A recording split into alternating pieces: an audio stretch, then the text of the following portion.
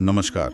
आज हम एक बहुत ही दिलचस्प विषय पर बात करने वाले हैं और ये चर्चा कृष्ण लीला कार्यक्रम के एक अंश पर आधारित है जिसका नाम है अमर आत्मा, गीता का दूसरा पाठ। इसमें भगवत गीता के दूसरे अध्याय से श्री कृष्ण की एक बहुत गहरी सीख है। हाँ बिल्कुल, ये आत्मा और शरीर की प्रकृति के बारे में है ना? हाँ वही।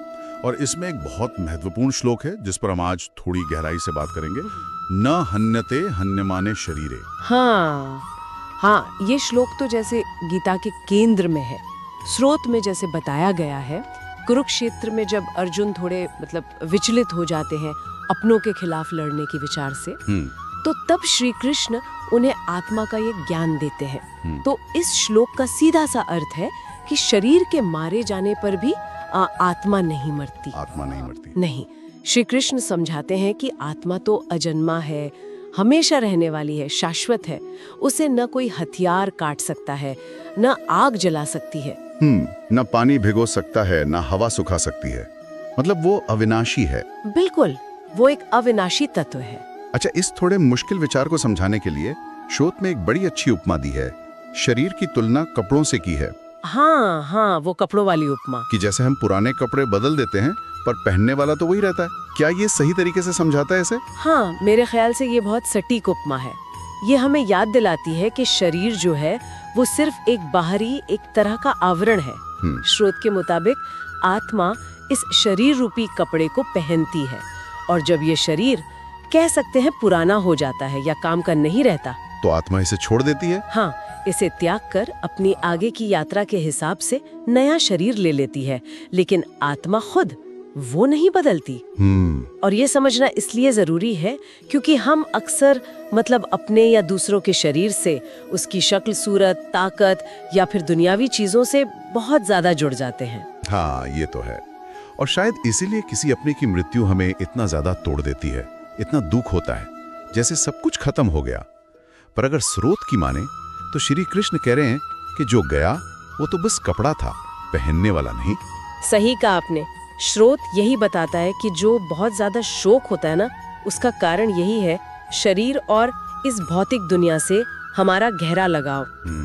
श्री कृष्ण अर्जुन को यही समझा रहे हैं कि देखो, जिसकी मृत्यु हुई है वो सिर्फ ये भौतिक शरीर था, और शरीर का स्वभाव ही है नष्ट होना, वो नश्वर है। अच्छा। आत्मा जो कि असली अस्तित्व है वो तो अविनाशी है, वो न कभी पैदा होती है न कभी मरती है। तो जिसे हम मौत समझ रहे हैं वो सिर्फ एक बदलाव है, अंत नहीं। हाँ, स्रोत के अनुसार वो आत्मा के लिए बस एक अवस्था का बदलना है, एक पड़ाव है, अंत बिल्कुल नहीं। ये सोचना कि अंत सिर्फ शरीर का है, चेतना या आत्मा का नहीं, ये तो वाकई बहुत गहरा विचार है। अगर ऐसा है तो क्या फिर मृत्यु का जो डर है वो काफी हद तक बिना आधार का है? स्रोत का इशारा तो यही लगता है। जब किसी को ये एहसास होने लगता है गहराई से कि मैं ये नष्ट होने वाला शरीर नहीं हूँ, मैं तो इसके अंदर रहने वाली वो अविनाशी आत्मा हूँ, तब धीरे धीरे मौत का डर कम हो सकता है। क्योंकि जिससे हम डर रहे हैं वो तो असल में कभी मरता ही नहीं। सही।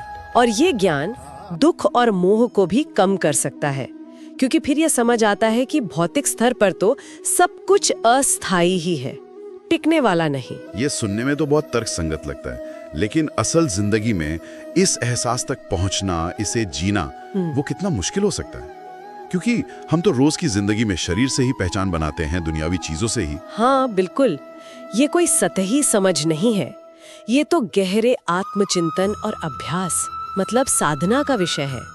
स्रोत तो बस राह दिखाता है, चलना तो खुद पड़ता है। लेकिन हाँ, इस नजरिए का सार यही है कि जीवन में हम जो भी खोते हैं, चाहे वो कोई अपना हो, पैसा हो, सेहत हो, कुछ भी हो, वो सब अस्थायी था। हाँ, वो सब अपनी प्रकृति से ही अस्थायी था। जो स्थायी है यानी आत्मा, उसे कभी खोया नहीं जा सकता। असल साथी, असल अस्तित्व वो आत्मा ही है।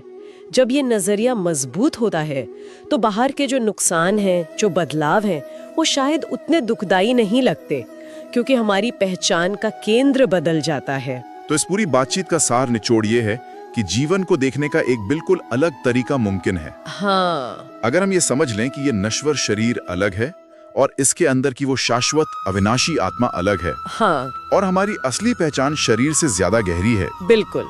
और यहीं से एक सोचने लायक सवाल उठता है, जिसके लिए स्रोत हमें सोचने को कहता है हाँ, कि अगर हम इस विचार को सच में माने कि आत्मा अमर है और शरीर सिर्फ कपड़ों की तरह बदलती है, ये समझ हमारे रोज के जीवन को कैसे बदल सकती है।